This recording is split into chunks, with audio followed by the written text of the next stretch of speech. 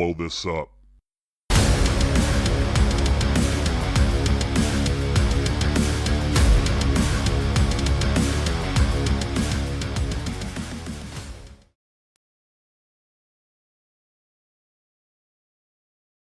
Look alive, Bomb Squad. We are back for another installment of Let's Blow This Up. I'm your host, Jason Sircone, flying solo with you once again today. And I want to take some time to build off of last week's solo episode and talk a little bit more about podcasting on your own terms. And a big part of that is going against the grain and doing podcast seasons, which when you really think about it, that really shouldn't be the mentality of doing a podcast season. If you want to do a season, you want to do it because it makes sense for you, which is something I elaborated on the previous solo episode. But today I want to bring some tangible proof to you to show you that seasons can actually work for brands. Now, I've leaned into this very heavily because it presents a number of ways to be efficient, and most importantly, it puts a business owner's time center stage. When we think about podcasting, if you're doing a show right now, or you've done one in the past, or you're thinking about doing one, something to know or something you've experienced is that it can be time consuming, especially if you're doing an episode every week. Now, of course, there are ways to work smarter, not harder. You can batch record content and you can put yourself in a position to be ahead of the game. This is something I'm going to talk about here in a moment. And ultimately, one of the big reasons why I lean into seasons and why I feel like being prepared is good. You'll hear about this, like I said, in a moment here as we move forward today. But I wanted to share some feedback that I got from my clients because I thought about building the season format. And of course, this is the first thing that I present to my clients as a viable option. I work with business owners. I'm working with entrepreneurs, working with professionals where time is a major factor. They don't necessarily have all the time in the world to sit down each and every week, or even if we were to sit down and batch record content maybe 1 or 2 days a month, it's still something that's going to suck time away from their primary responsibilities in building their business.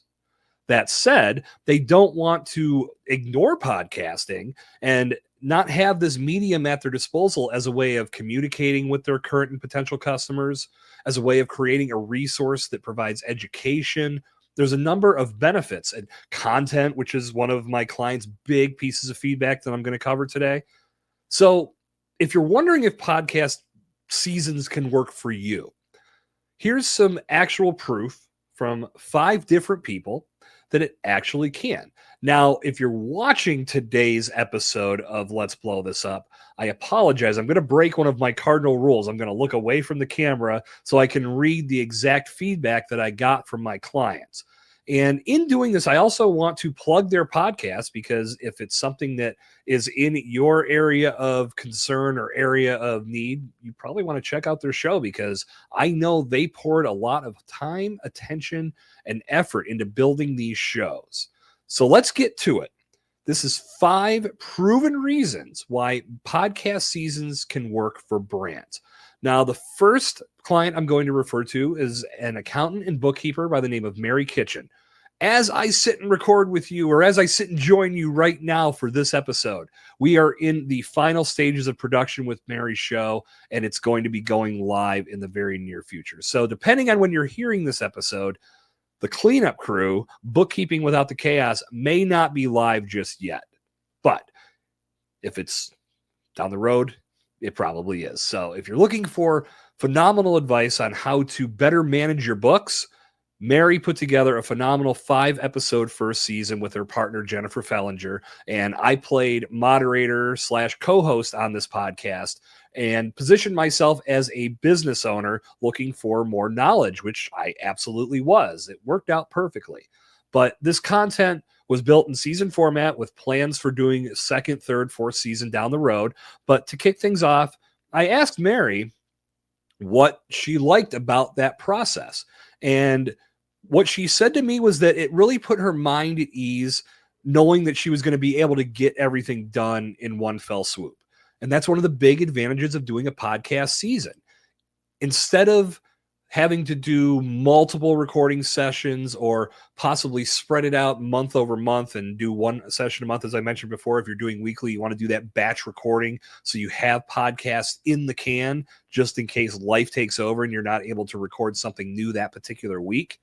But Mary knew that we were going to sit down, and we rocked out her full first season in one recording session. And it worked out great because her partner, Jennifer Fellinger, who was in town for the weekend, it just happened to fall on when we were going to record. So she got to be part of it. And between both of them, we got some great perspective captured for the first season of this podcast. But Mary said that she can say she was very nervous going into it, but she said, I made it very fun and easy. It was definitely something out of my comfort zone, but you put me at ease immediately. It was definitely easier this time of year to knock out all of the podcast recordings in one sitting. And Mary, being an accountant, we did this prior to tax season. So yeah, you can imagine how busy a CPA is around March and April. We wanted to make sure we had all this content completely done and in the can before that took place. She said by the last one, she was pretty shot, but she did like the flow of each episode for sure. The flow of the topics, it was perfect to get them knocked out all at once. And I loved we were able to do them with Jennifer as well.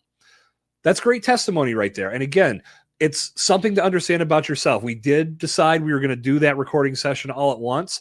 You have to keep your energy levels up. Don't worry. Mary and Jennifer absolutely did. But if you get into those sessions where you're doing multiple episodes a day, just be aware of your energy because you don't want your fifth recording to have less energy than your first. You want to make sure that you're staying consistent across the board and all of those episodes deliver what your audience needs to hear. Moving on to another client of mine by the name of Charlie Krebs. Charlie just released a podcast called Soft Skills, Strong Results. Charlie is an interpersonal communication dynamo. He's been a professor on this subject in the past. In addition to that, Charlie has done theater. He's done coaching. He's done public speaking. Charlie's done a couple of TEDx talks. And when I first met Charlie, it was one of those connections. When I sat down with him and heard him speak, I knew he was going to be a natural at podcasting.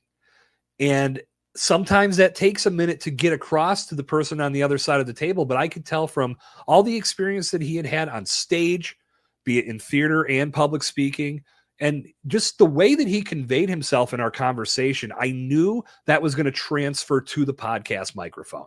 So once we got to that point, it was off to the races, and Soft Skills, Strong Results came to life.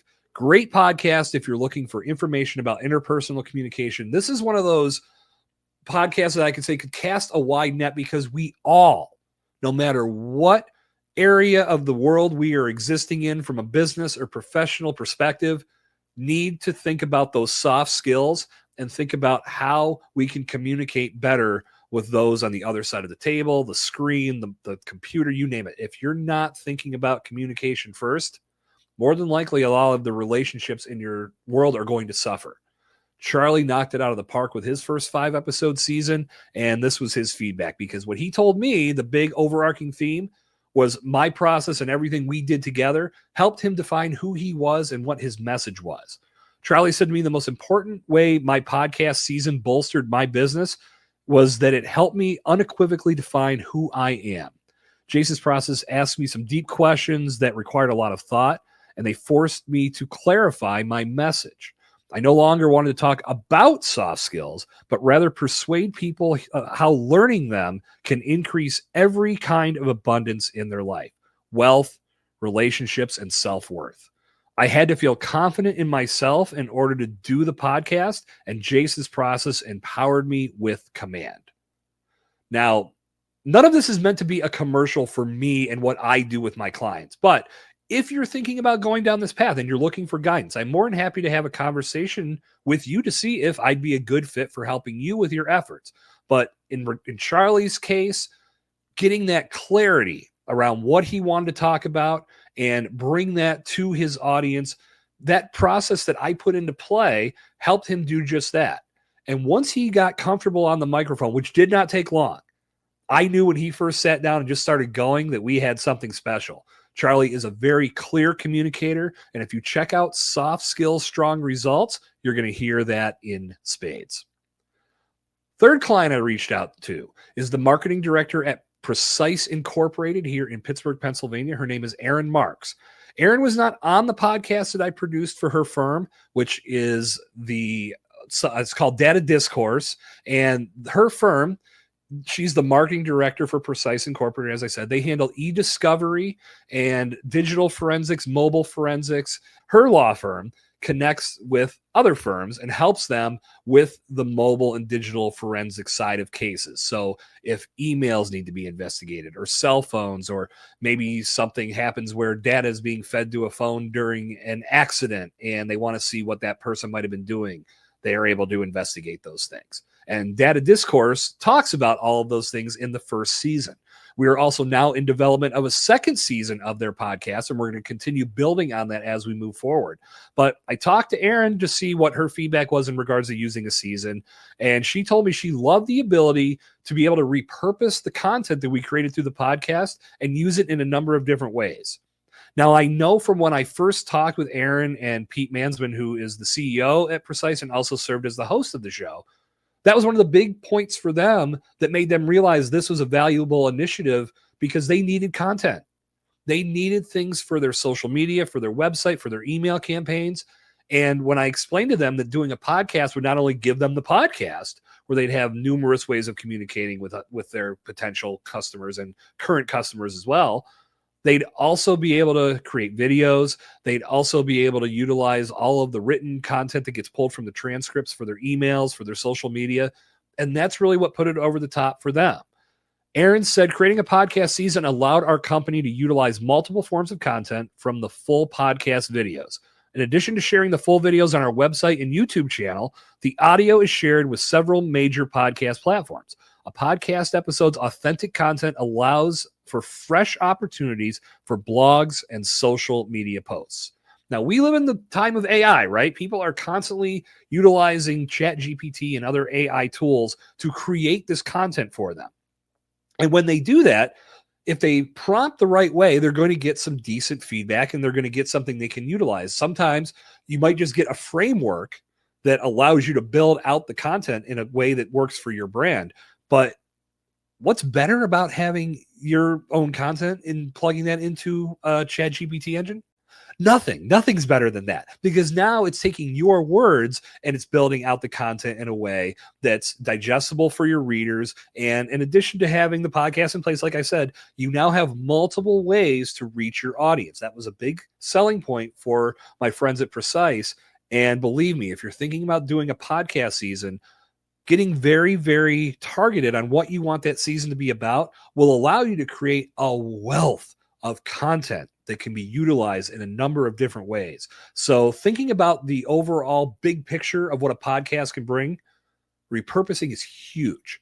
And if you're looking for more content for your brand, this is a great way to make it all come together. The final client I'm going to reference in our conversation today is a woman by the name of Cassie Brkich. She is the founder of Brkich Design Group. Now, you've heard Cassie here on the show, and I should say you've also heard Erin and you've heard Pete on the show here as well, because I did podcasts with them talking about the making of their podcast. That can be found in the archives here of Let's Blow This Up. I will have one coming with Charlie and Mary in the future, so stay tuned for those. But Cassie's been on the show a couple times now, and we had a great time developing her first season, and we're already talking about what the next season is going to look like, which is one of the big things I love about getting these seasons going is the early conversations. It's not real yet. The podcast hasn't really come to life yet. So sometimes the creators are saying, okay, show me how this works. Don't really have that clear vision of what it's going to be. But once it's tangible and the podcast is out there live and working for them and serving all these functions, it's very easy to now say, wow, I love this. Let's move on to season 2. Let's talk about the next step in this process. But what Cassie loved was that it allowed for her team to dive deeper into the initiatives that drive their business. And this was a quote from Cassie. Doing a podcast season worked for us because it allowed us to share our expertise in a way that felt natural and engaging while building trust with potential clients. Unlike other marketing content, a podcast gave us the space to dive deeper into branding, web design, and marketing topics without overwhelming our audience. It also created a valuable resource we could continue sharing long after the season ended, reinforcing our authority in our industry. Plus, the conversational format helped us showcase our personality and approach, making it easier for potential clients to connect with us before they even reach out. This is what I love about having podcast content in place.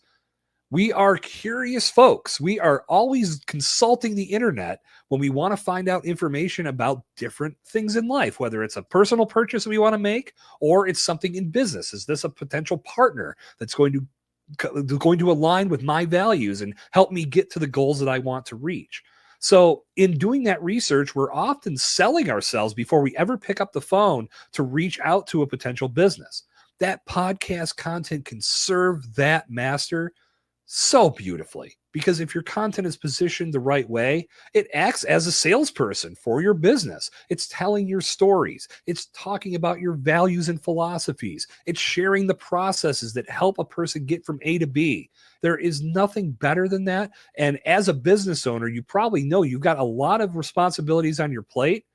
Having an additional voice in the room, which is your voice just recorded, makes life a lot easier because now you can focus on other things while your podcast does a lot of that heavy lifting for you.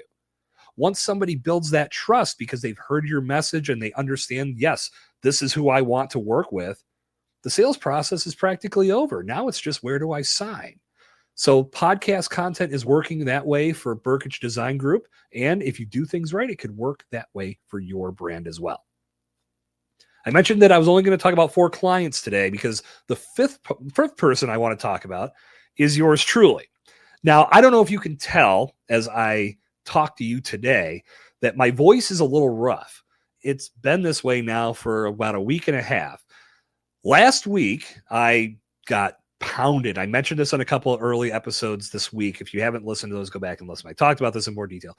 Got pounded with the worst flu that I've ever had in my life. And I don't know, I didn't do a COVID test. Everybody asked that. And there might've been elements of COVID in there. I don't know. All I know is it knocked me on my ass and I wasn't going anywhere. So it didn't matter. I was just staying at home and laying low and trying to get over it because I was horizontal for 4 days. It sucked. But talk about taking things for granted. My voice was gone. And as a podcaster, that's scary. And when I actually sat down, because I had a client project that I needed to try to do some work on, I tried to vocalize. I'm like, oh man, I am doing a disservice if I record this and actually hand it over. So I explained, I have no voice right now. I will get you this next week. So I'm back on the horse. Voice is back. But even though the worst of whatever this flu was is behind me, lingering in my throat still is some coughing, and my voice will get raspy and it's just not as strong as it normally is. Definitely better than it was last week. But here's the thing. Because I had planned out my entire podcast season, this is the part I haven't been able to get over. This is proof that the universe and God and whatever has a big sense of humor. I was off from November, and mid-November was when we ended season 2. I was off until the end of February when we launched season 3. I was fine the whole time. Nothing happened. The first week of the new season, and I'm down for the count. I'm saying, you got to be kidding me. Nevertheless, I was able to get through it because I had planned properly. The only thing that suffered was the live stream that was supposed to take place last week because I had recorded the content that I knew I wanted to release in advance, and I already had it scheduled. It was already recorded, edited, produced, scheduled, and ready to go out. I didn't have to do anything. The only thing I had to do was adjust the time of the live stream, and that was my recording with Michael Bickett. If you go back in the archives, we did that live stream on this past Monday. Episode went live in audio format on Wednesday, and when I explained to Michael how down for the count I was and that I had no voice, he immediately understood, because as a podcaster, we even talked about that on his show. Kind of hard to do a podcast without your voice. So that was all I had to do to change things up, was a quick email, quick reschedule. We made things come together. Not ideal, but this is what happens if you don't prepare. That whole week's worth of content could have been shot because I didn't have anything prepared. Having my season laid out in the format that I do, in the fashion that I do, allowed me to let life take over as much as I hated it. But these are the things that happen. And this is why I constantly stress having a seasonal approach in place with a game plan. because this allowed me to pivot where I needed to. It still brought content your way. Even though I wasn't bringing anything fresh from the live stream, I knew I'd be able to rebound and get back to that this week. Now, could I have done this if I was operating a weekly podcast? Absolutely, I could have. My story is not just a plug for seasons. It's a plug for planning and understanding that trying to shotgun content week to week is never going to work. That schedule will eventually catch up to you, and it's going to be hard to bounce back from because life is inevitably going to happen. And whether it's you getting sick, a family member getting sick, your schedule getting thrown out of whack, maybe you get some last minute travel that you weren't expecting, whatever comes along, if you're not prepared, you're going to suffer. And what happens there is your audience suffers and your content suffers. So you want to make sure that you're always planning ahead and you have content banked. So when life happens, you have it ready, you can still put it out, and no one misses a beat. Doing it in season format removes some of that stress of having to do constant batch sessions. So you're always ahead. You can plan out the content for the season, produce that content. And if you're working with someone like me, then you don't have to worry about doing that heavy lifting. You go back to doing the daily activities that drive your business forward. Once the content is produced, we're going to put that in place for you so it serves a very powerful role in the branding and marketing aspects of your business.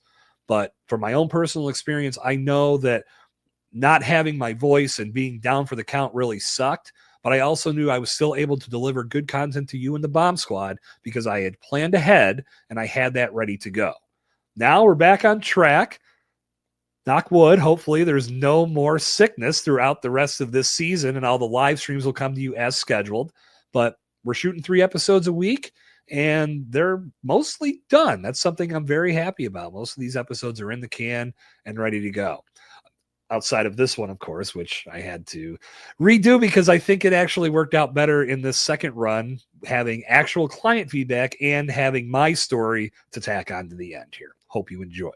So that's going to do it for today's installment of Let's Blow This Up. I'll be back next Thursday with another installment of the solo series, and I'm going to be piggybacking on what you'll hear on next week's live stream. So you'll have to tune in Wednesday to have a little bit of understanding of what I'll be talking about on Thursday. But then the audio version of that live stream will go live on Friday. You'll be all caught up from there. But we're going to talk about the power of networking and why it's such a valuable piece of information in the podcast space. So that said, 5 proven reasons why podcast seasons work. You've just heard it here first, folks. Until our paths cross again, Bomb Squad, my name is Jason Sircone. This has been Let's Blow This Up. Until next time, stay explosive.